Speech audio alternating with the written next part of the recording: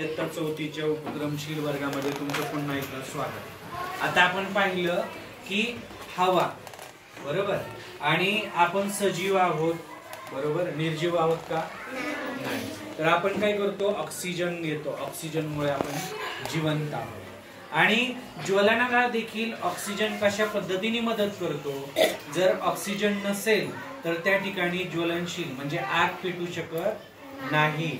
तर हे आज आपण पाहणार आहोत। आपण पाहतो की आपल्या अवतीभोवती हवा आहे, परंतु आपल्याला दिसते का रे? हवा आपल्याला जाणवते बरोबर। एखादी वस्तू हलतीये त्याच्यावरून आपल्याला हवा जाणवते। आपण पाहिलं की आपल्या हवेमध्ये वेगवेगळ्या प्रकारचे वायू आहेत, गॅस आहेत आणि आपल्या या वायूमधील सगळ्यात महत्वाचा वायू म्हणजे ऑक्सिजन वायू, त्याच्यावरती आपण जिवंत आहोत। त्याच्यामुळे आपण काय करू शकतो, या ठिकाणी पृथ्वी तलावर आहोत। परंतु आपल्याच बरोबर अजून या ठिकाणी हवेमध्ये कशा पद्धतीने ऑक्सिजन आहे आणि हवेमध्ये ऑक्सिजन असल्यामुळे त्या ठिकाणी तो ज्वलनाला कशी मदत करतो आणि ऑक्सिजन संपल्यानंतर आपोआप मेणबत्ती कशी विझते, हे छोट्याशा प्रयोगाने आपण करून पाहणार आहोत। आपल्या वर्गातली रेणुका या ठिकाणी तो प्रयोग करून दाखवते।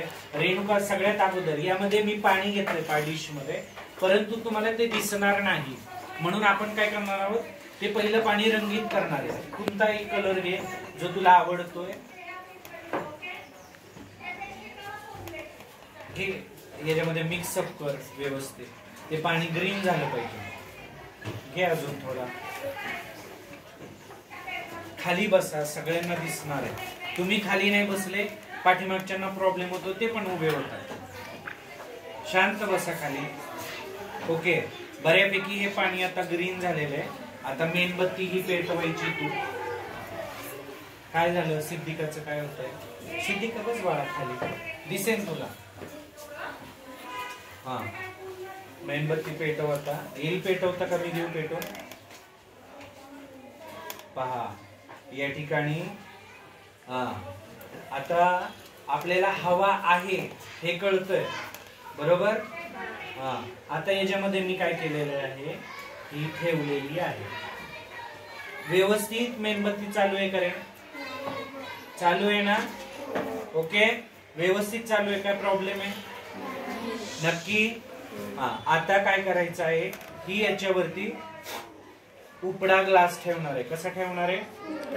ओके, उलटा करून ठेवणार आहे। आणि पुढे काय गंमत होती हे तुम्ही पाहायचं। याच्यामध्ये काय ठेवलंय का रे मी? नक्की। मग याच्यामध्ये हवा आहे का आता? नाही। Yes, empty vessel also have N air. आपल्याला आहे का?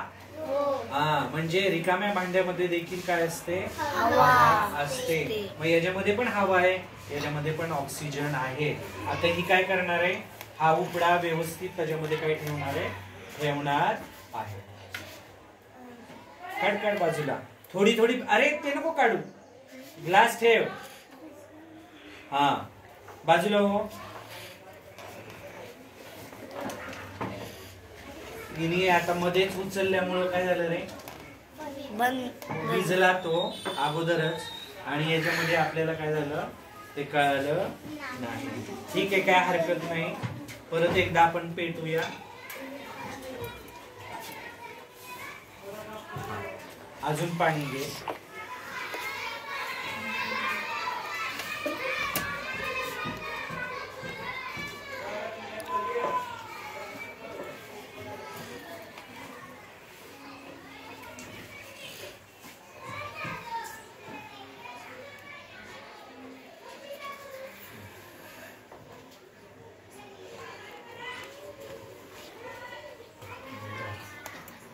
आता व्यवस्थित पेटलंय हे बरोबर।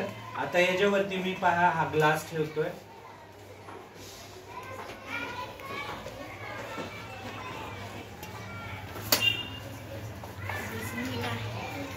मेणबत्ती काय झाली?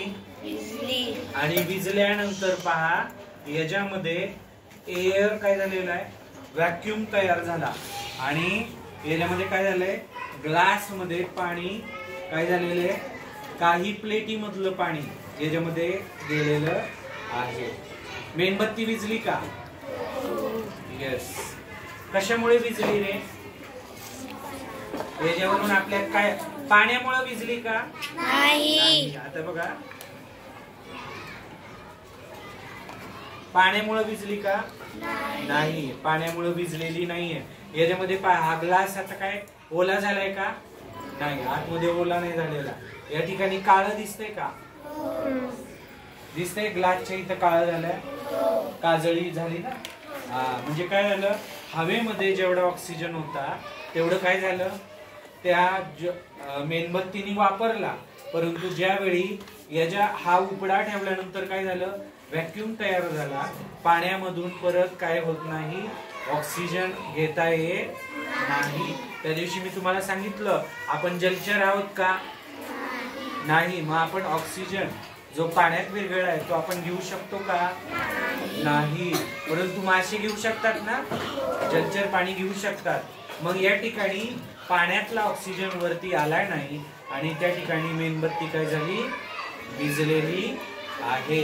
म्हणजेच काय, ज्वलनाला ऑक्सिजन काय असतो, आवश्यक असतो. समजलं सगळ्यांना? ठीक आहे, धन्यवाद.